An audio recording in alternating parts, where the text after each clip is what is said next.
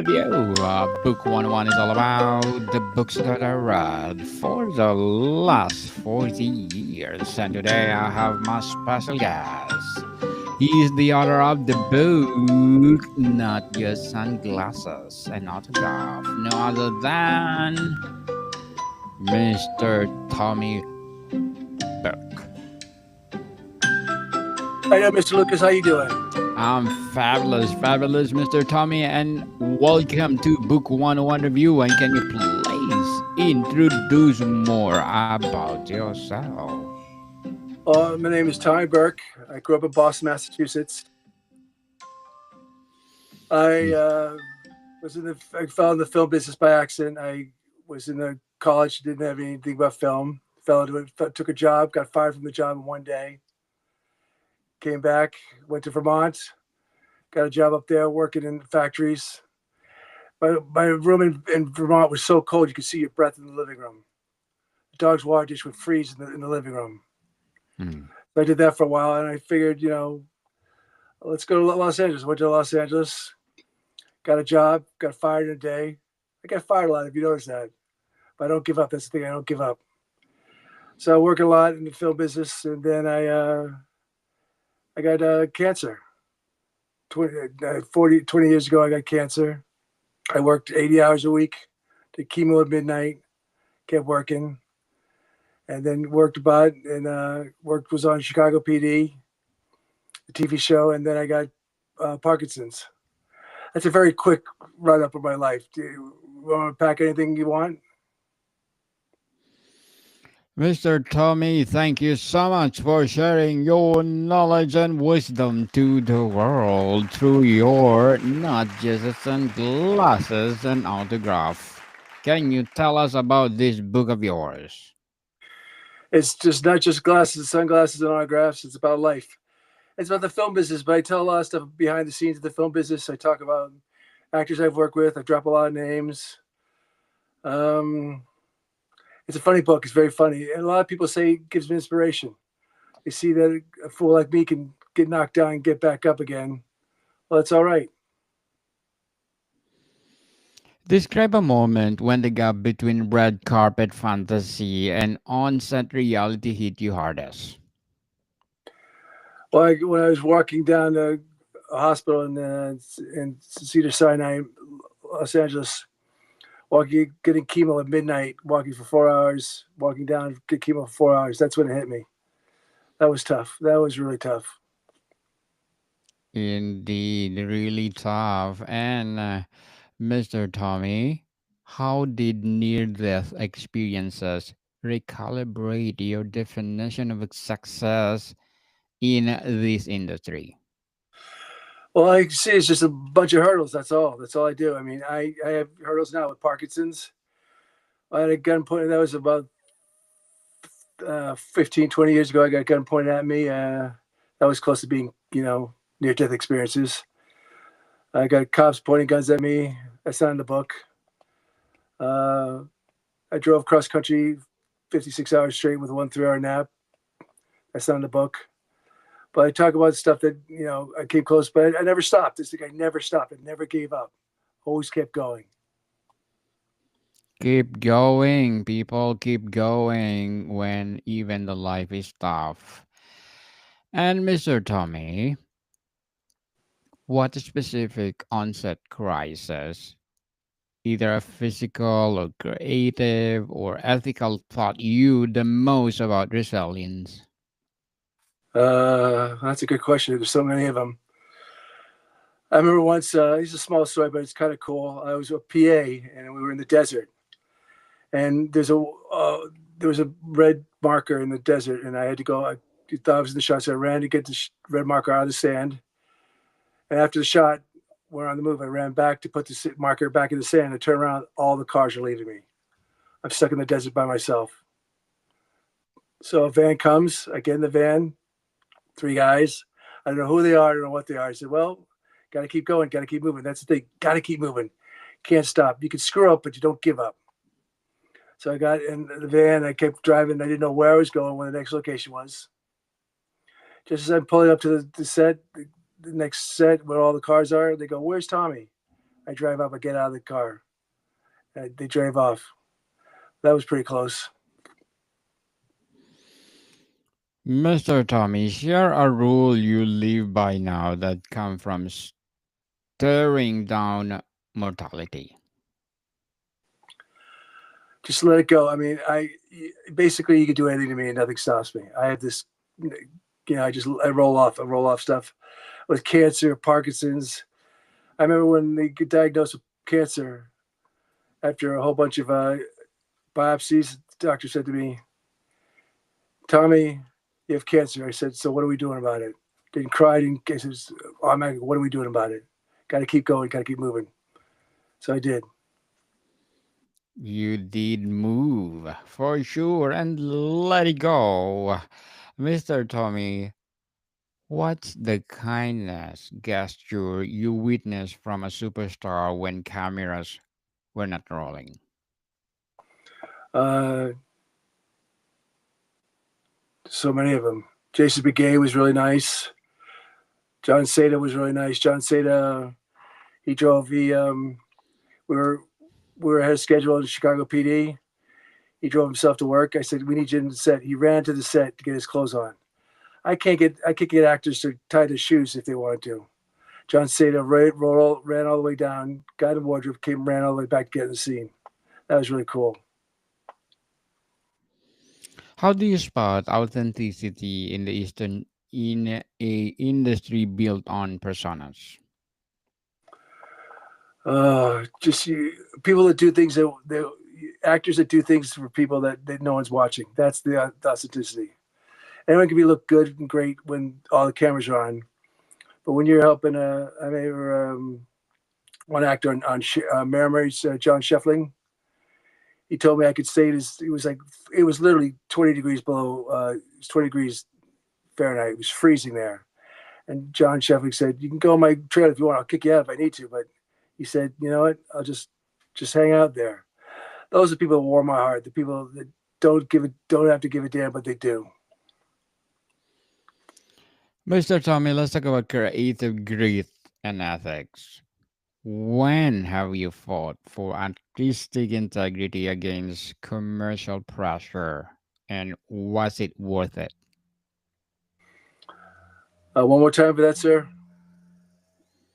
When have you fought for artistic integrity against commercial pressure?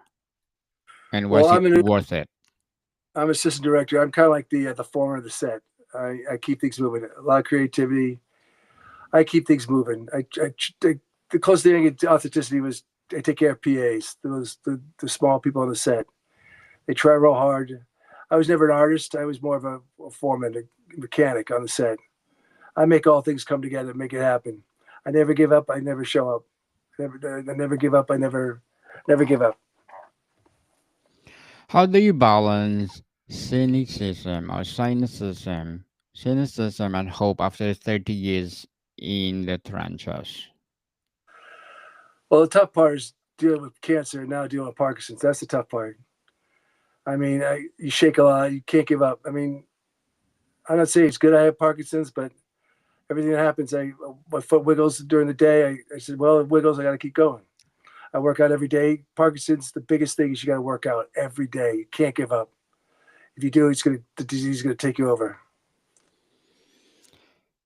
Mr. Tommy, describe a time when you're saying no cost you too dearly but save your soul.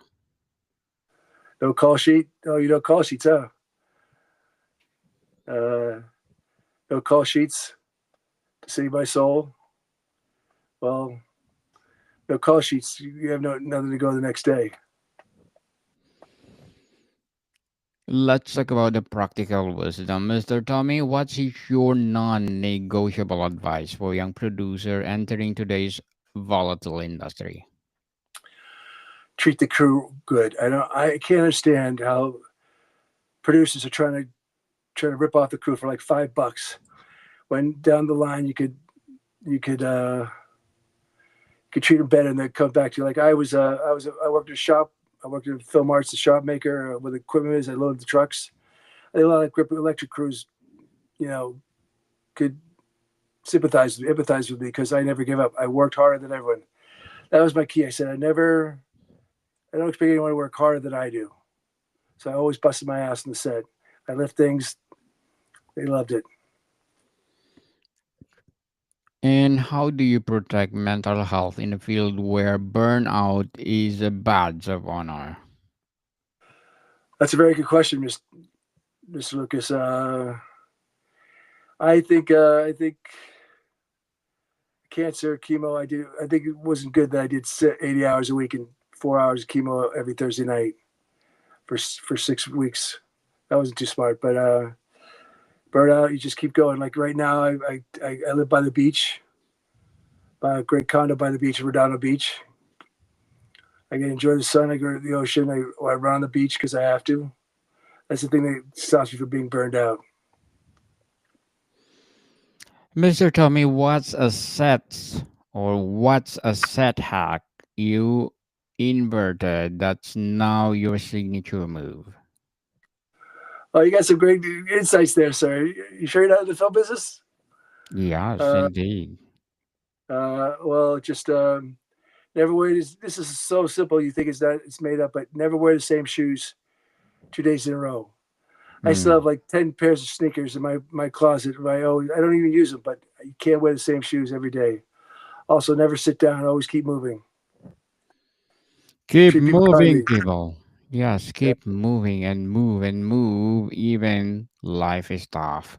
What positive change in film or TV cultures have you seen since your early days? Well, Mr. Lucas, that's a good question. I think is that we're like a birth. We're in a new birth. Things are getting smaller. There, a lot of LA, a lot of films going away. I think a lot of people are gonna. There's not gonna be fluff. And a lot of executives aren't gonna have these huge, multi-million-dollar deals.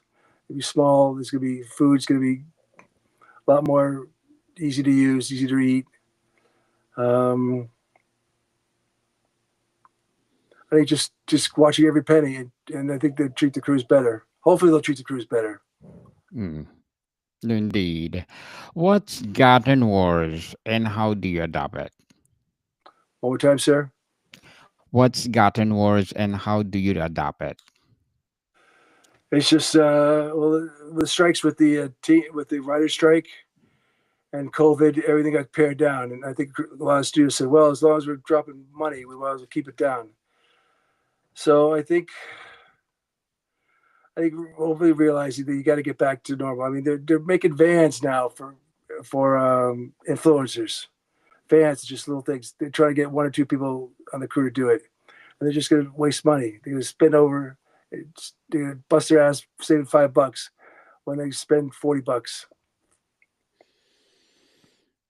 Mr. Tommy, how did near death events reshape your view of legacy over accolades? I don't really have a legacy. I'm just a simple working guy. I mean, one thing about an AD is kind of like an officer position. I was like a sergeant in the army. I bust my ass and I get with the crew.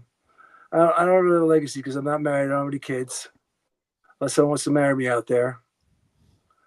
And I just being known as a good guy, being known as a stand-up guy. I always worked hard, and no one worked harder than he did. What story in the book felt most vulnerable to share and why is it essential? I think just going through cancer, driving home at night. Sometimes I drive at midnight when the darkness. Walking into Cedar Sinai, going to a chemo ward, no one there. Trying to get myself to the next day, Friday morning. Chemo doesn't hit you till the next day. It's 2 days afterwards. So Friday morning I feel great. Friday afternoon I feel a little worse. Friday night I feel like hell. And then Saturday, Sunday, all I did was sleep. Chemo is the only thing where you sleep and you feel more tired than you are when you started sleeping. That was a tough thing. Very tough indeed. And Mr. Tommy, as an author and a speaker, what are your short term and long term goals?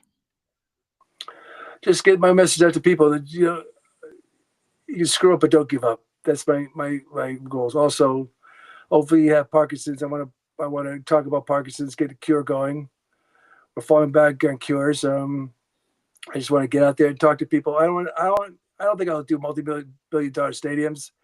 I want a nice little schoolroom. I want to tell my message. I want people to feel inspired to do it. I want someone to say, you know what, if that guy could do it, if Tommy Burke can do it, then I can do it. I have no problem with that. Not giving up. Definitely. Why not? And good luck to your goals and hoping for more success. And what will be your advice for those people out there? Want to be an author and want to be a speaker like you. Well, I used to speak because I used to be in Toastmasters, but the author, kind of like my life, I just sat down one day and started writing. I didn't have a plan. I just started writing, and I got an editor, Erin Andrews. She helped me out a lot, and we just started writing. Just don't give up. Just keep baby steps, baby steps. Baby steps, people, baby steps. And thank you for your advice, Mr. Tommy. And can you please recommend a book that influenced your journey? I've been reading a long time.